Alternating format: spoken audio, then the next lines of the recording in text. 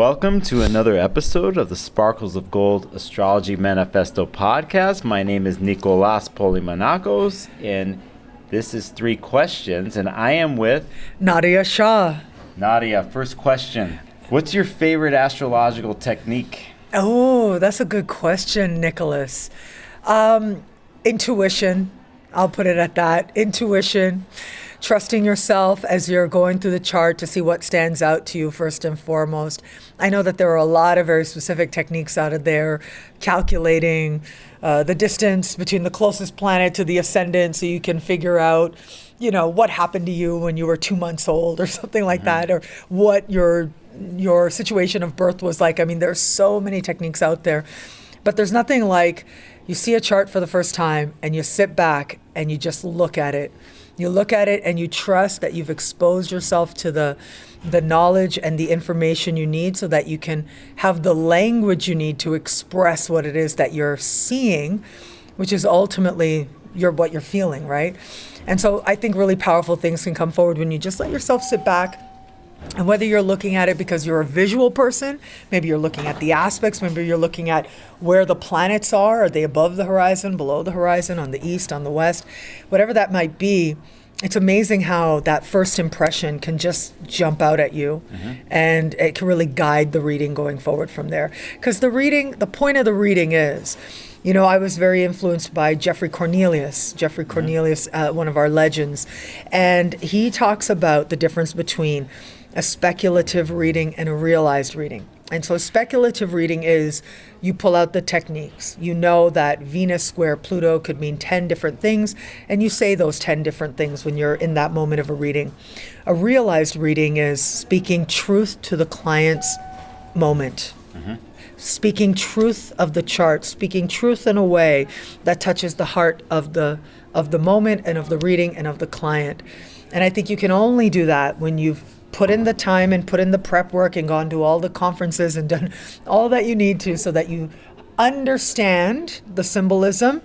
But when you're in the moment, you kind of have to forget that and just allow yourself to, whatever needs to come forward comes forward. Yes. Yeah. And Jeffrey wrote a book, The Moment of Astrology. Yes, correct? Where exactly. He talks all about all this stuff and divinatory aspect of things, and sometimes it's not talked about as much in the astrology world, where it's concentrated on the more mental techniques, so on and so forth. Just want to say that for the crowd. Yes.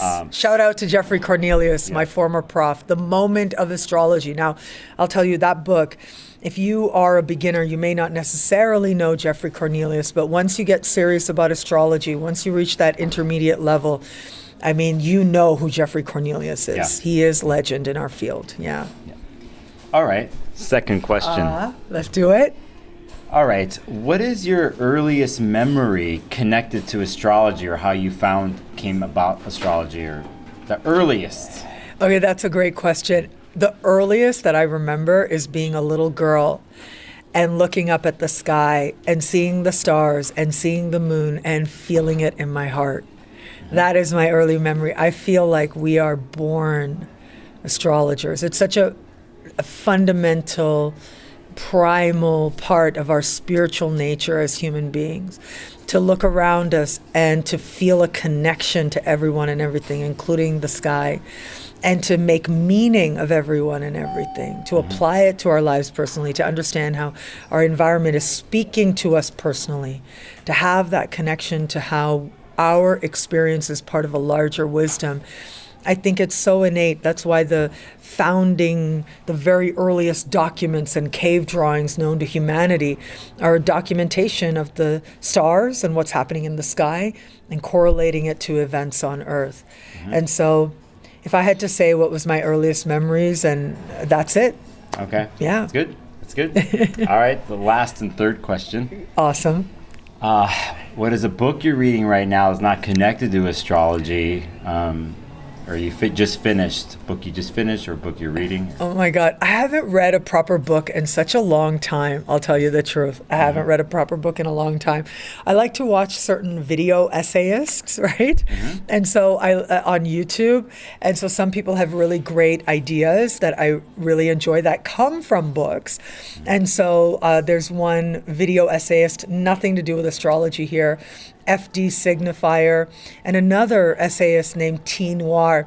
And so lately they've been doing these videos on what's called the manosphere, and it's basically how it is that the experiences of women in relation to the judgments made upon them by, what we would call toxic masculinity, right? Right. And so they're fascinating, they're political, they're intersectional, and I love watching them a lot. So they refer to certain books like by Bell Hooks, there's another very famous sort of modern feminist text called When Chicken Heads Come Home to Roost, which is highly referenced in these particular recent essays. Video essays, I should say. So that's my closest encounter with books. Now, if you ask me in a larger sense, gosh, one of my very favorite books, I'll admit, is actually by a fellow astrologer named Rob Bresney, and it's called The Televisionary Oracle. Yes. That must be one of my most favorite books in the world. I love that book very dearly, very passionately. I love an essay by Virginia Woolf called A Room of One's Own. And of course, the one that I always quote so much in the things that I do is called Whoso Knoweth Thyself by Ibn Arabi. It's a Sufi text about how self-knowledge is knowing God, which I think is really powerful. So those would be my big three that come forward in my mind of books I really like right now. Okay. First of all, thanks for answering the 3 questions. Of course. Okay, and where can people find out more about you? Okay, well, first I just want to say, Nicholas, I love you. I'm so proud of you. I think you're amazing. And I think you're amazing. And I've known Nicholas for about 10 years and, just so dedicated to astrology. And we both have that love of astrology and we bring it. And it's just so great. So I love that I'm on your podcast. I feel like really honored and really elated. And I'm holding back all this enthusiasm that wants to just burst forward right now. Thank you for saying that. Yeah, That's sweet. Of course. And so where can people find me? Look, just put Nadia Shah Astrology in Google. It doesn't matter how you spell it.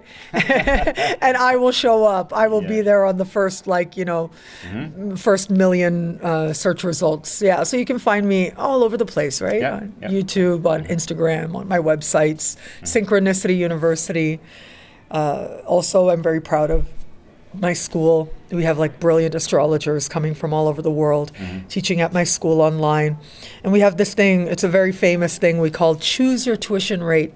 So people can decide how much they want to spend and can spend. And rates start at just $5 a class to join particular programs. So I hope people will check that out as part of their astrological learning and their astrological journey.